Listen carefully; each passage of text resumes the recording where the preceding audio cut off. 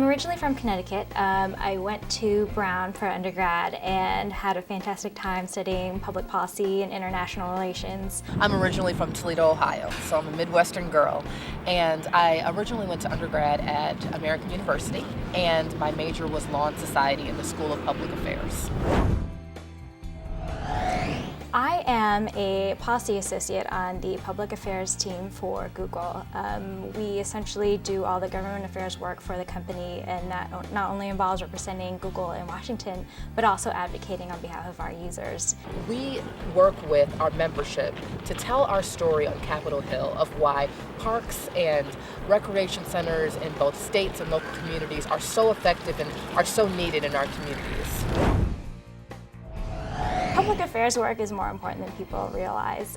It's important to help people understand how government works and to bring interests together, and I believe that that is what the Bryce Harlow Foundation represents and the work that the people associated with the foundation do. Gordon Thomas is my mentor, and he's been invaluable to me. He's helped me personally and professionally. He's helped me problem solve, and he's helped me navigate Washington. The Bryce Harlow Foundation provided me an opportunity to study advanced legislative process right here in DC, which has served me very well, especially in my current position as a lobbyist. The role of the advocate is to take a voice from wherever it is, from Abilene, Texas, and to bring it here, and to convey that to the people that make decisions. And to do that is extremely important. When I go home, I often notice how different it is out in the rest of the country. Most people don't understand how government works or what we're doing in DC. And so it's important for government affairs people to help bridge that divide, to represent the people who are out there and the government that's supposed to be representing them. I think that advocacy is misunderstood in our society, but the Constitution does give us all the right to petition our government, and it's something I think that all of us should take part in doing. We talk a lot about integrity, and General Krulak, the former Commandant of the Marine Corps, gave a speech where he said you should tattoo your soul with integrity. And I think that to be an ethical advocate, that's what you have to do. You have to tattoo your soul with integrity. Every decision, every one, has to be the right decision. Being an ethical lobbyist is incredibly important, especially in this industry. Like Bryce Harlow, we're learning every day how to make sure that integrity is something that people see as we're lobbying on Capitol Hill.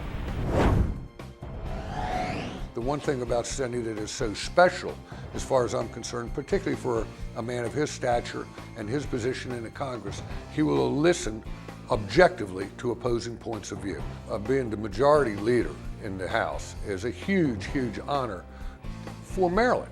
I mean, not only for the citizens of Maryland, but Maryland as an image nationally. So in that regard, we're extremely proud of that accomplishment that Steny's had. And further to that, one of the things that we are so focused on here in Maryland is job creation, job growth. And that job creation and job growth is something that Steny exemplifies.